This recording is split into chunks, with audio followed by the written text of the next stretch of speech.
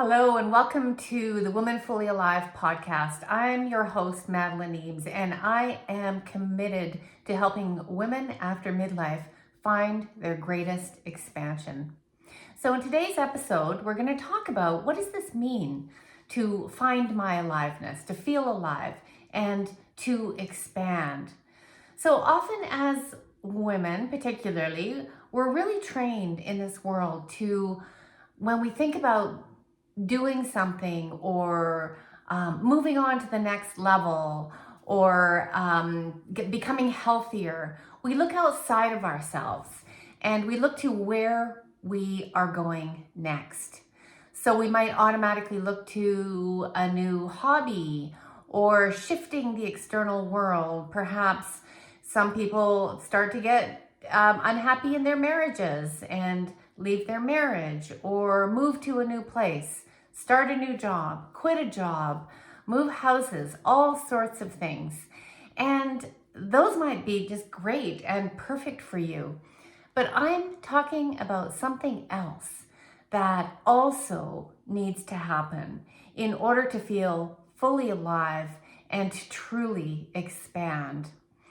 And this can happen in conjunction with those changes as well. But more often than not, this process happens even just where you are, and can lead to those big shifts, or alternatively can lead to just staying where you are and expanding within that place and that space.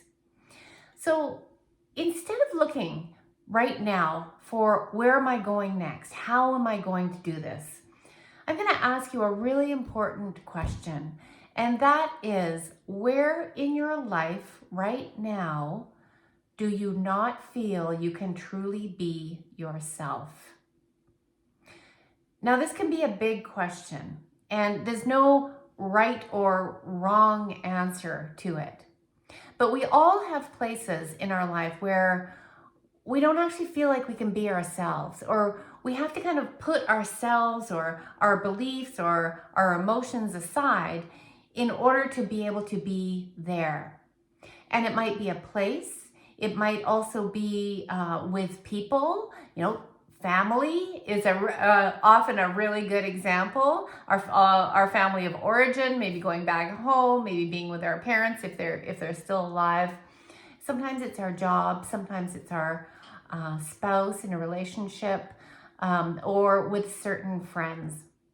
Now, I'm going to invite you to take that question and really let it sink in, being really truthful and honest with yourself. And you might also journal about it. I'm a big advocate of journaling to really get to the roots. So when we start to become aware, and remember, this doesn't mean that anything has to shift and change overnight.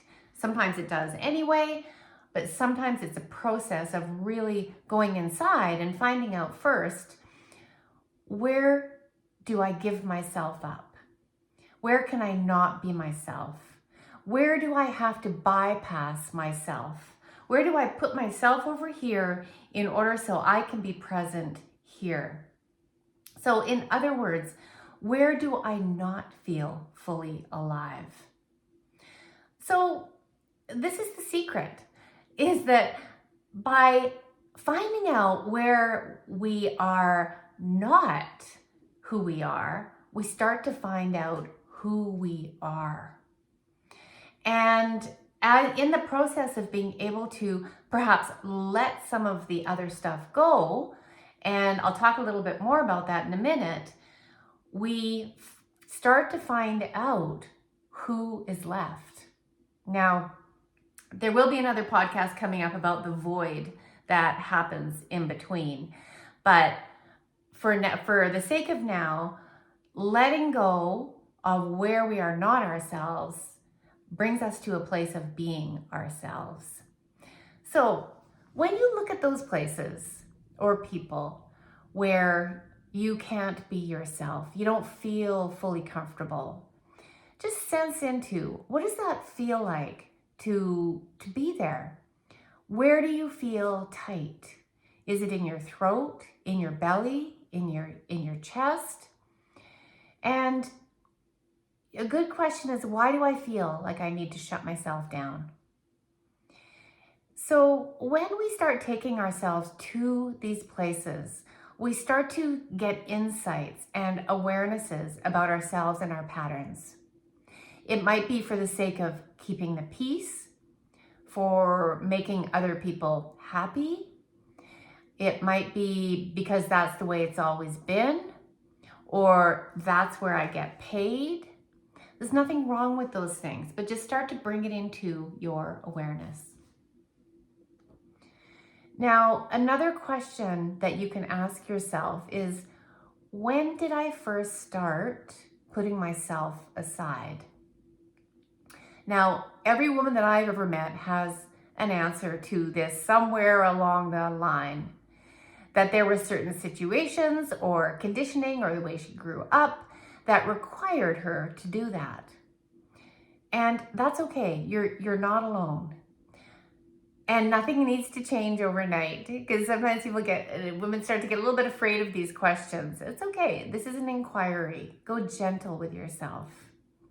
You'll start to notice through these questions where you abandon yourself. And that is the self that we are inviting back in. Now, our egos get formed when we feel afraid and we have to hide and cover up and perhaps become someone else. And that's a process every single human being goes through on this planet. But the beautiful thing is, at midlife, we can bring those moments into awareness and from there make a decision.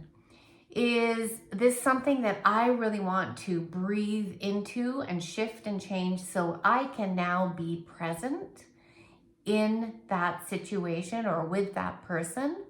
And it very well may be. There may be an old pattern that's followed you into that relationship. And maybe it's there that you need to sit and breathe and expand. There was a fear that got in there that told you to stay small, to keep quiet, to don't rock the boat, or don't be yourself, for Pete's sake. What would it be like to test out being yourself? On the other hand, you will know intuitively, because you're already a wise woman, you will know whether that is going to be possible and whether it's going to feel safe, or is that a person or a situation or people that I no longer want to have in my life. And that's another big question. Nothing has to change overnight. Bring this awareness in. If you have a lot of places in your life where you cannot be truthfully yourself, it is going to start, if it hasn't already, causing problems. Health problems, anxiety for sure. And often when I talk to women, there's a longing in their heart for a freedom that they might not have tasted yet. So start to notice where you put yourself aside. Decide whether that's something you're going to keep in your life or not for now. And from there, look at your childhood patterns. Look at where you started holding your breath or had to pretend to be something that you weren't. And know that all of these indicators are pointing you back to your soul and your soul expansion now. Our ego keeps us safe. It keeps us maybe competitive or fitting in, whatever the case may be. It's all necessary. And at this point, your ego might start to take a back seat so that your soul can enter and expand. And this is really what I call living a soul-led life. So your soul, just like all the cells of your body, is always wanting to expand. And it pushes up against the edges. It'll push up against where you don't feel safe. it'll push up against where you can't expand and be yourself. And there's nothing wrong with you if you feel anxiety about that. If you can listen to it and know that that is a symptom of something greater trying to come through. And this is what a lot of people don't realize, because we go to the doctor and we say, get rid of the anxiety. I don't want to feel like this. It feels so tight. It feels so uncomfortable. Yes, it does, because you're outgrowing it. You're outgrowing that tight suit or corset that you might have been wearing. So see where your soul is bumping up against the edges of places, people, things that you can't be yourself. Because how do you know that? How do you know that you don't feel yourself? Because you know that there is a self that is not comfortable. You know this. That is your intuition. That is your own knowing, your soul speaking to you. And when you sense into your body, that will give you not so much your mind, because your body will tell you the truth, but your mind might try to talk you out of it and say, well, you know, I've had that friendship for a long time, or I have to keep that job for the paycheck. You might have to. But often we have far more choice than we think we do. We have choice in almost every single situation. Unless we're running for survival, then that is the only choice. That is the choice. But in almost every other situation, we have a choice of how we show up, how we choose to be, the attitude that we choose, and the energy that we want to inhabit in those situations. All right, so I hope that helps move you closer to your true self, to your true expanded soul, because that's where we're going in this podcast. Ask yourself, where in my life right now do I not feel myself?